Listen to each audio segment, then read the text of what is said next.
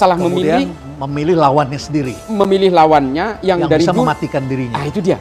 Yang dari dulu mencaci maki NU, yang hari ini seolah-olah paling NU, tapi sebenarnya kalau ketika mereka berkuasa nantinya justru membahayakan orang NU sendiri.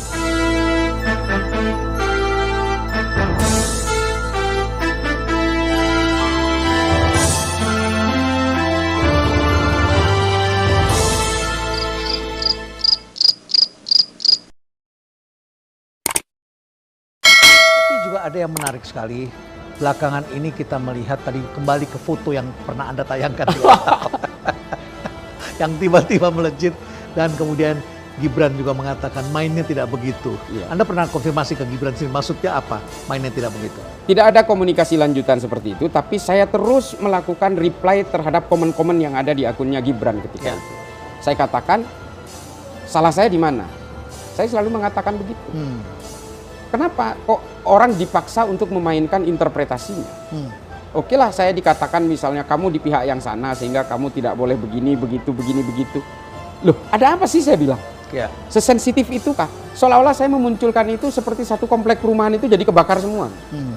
Ya artinya saya memang, ya pada akhirnya kalau memang ada kesadaran kognitif dari Pak Prabowo hari ini kemudian runtang-runtung bersama anaknya, ya mungkin saya tidak menganggap saya Anaknya dia ya? Atau anaknya Pak Jokowi? Ya, kurang tahu. Tapi intinya begini, suatu saat nanti kalau Pak Prabowo menampilkan Mas Didit misalnya ke publik misalnya, saya tidak menganggap bahwa ini terpengaruh saya, enggak. Memang mungkin sudah waktunya. Sudah waktunya, ya. Karena ya bagaimanapun kan tokoh publik, dia seorang calon presiden. Kalau ternyata terpilih menjadi presiden, masa sampai kapan harus menyembunyikan background-background yang ada di belakang?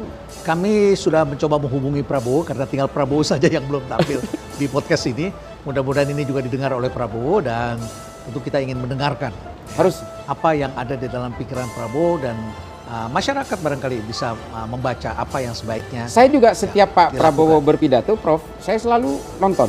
Ya. Saya selalu dengarkan. Saya ingin tahu subconscious mind-nya Pak Prabowo seperti apa. Termasuk Anies saya tonton, Mas Ganjar saya tonton. Ya. Selalu. Terakhir, Cak, basis NU, basis masa NU itu sangat besar sekali.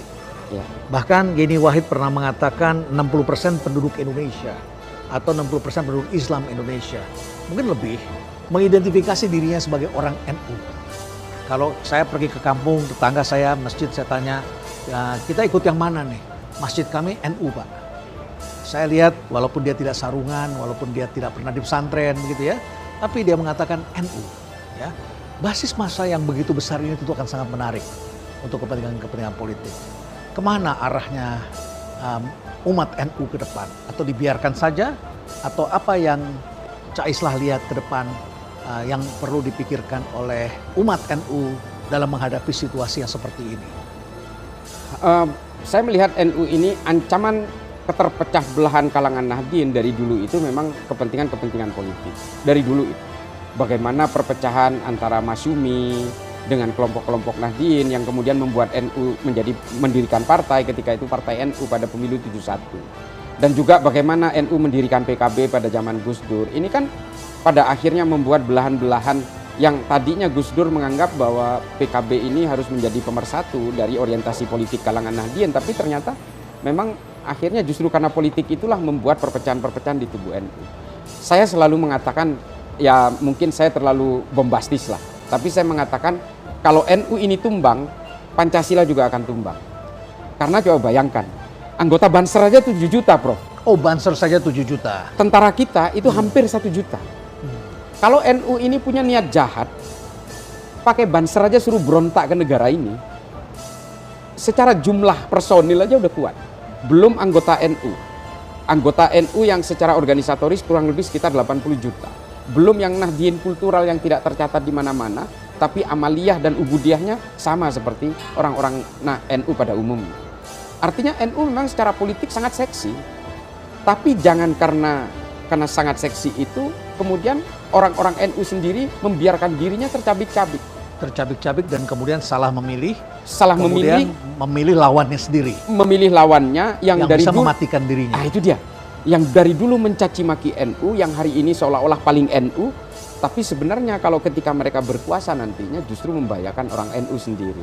Saya sering berkeliling ke kantong-kantong NU di Jawa dan di luar Jawa, Prof. Saya mengatakan, Pak, kami ini semua sudah betul-betul punya orientasi politik yang seolah-olah tidak bisa dipersatukan katanya. Ini yang dikatakan oleh mereka. Ketika saya datang ke pondok-pondok pesantren, mereka kata, kami memilih Anies, kami memilih Prabowo, dan di sini hampir tidak ada yang memilih Ganjar. Ini di Madura ya, cerita di Madura. Hampir ya sedikitlah Ganjar itu kalau di kami. Tapi ya kami akan memilih Ganjar kalau cawapresnya Pak Mahfud. Artinya ini bukan sosok Pak Mahfudnya sebenarnya. Artinya orang-orang NU itu betul-betul ada cawapres yang merepresentasikan NU betul. Betul-betul NU. Jadi itu masih diharapkan oleh Masih diharapkan. Ya, baik.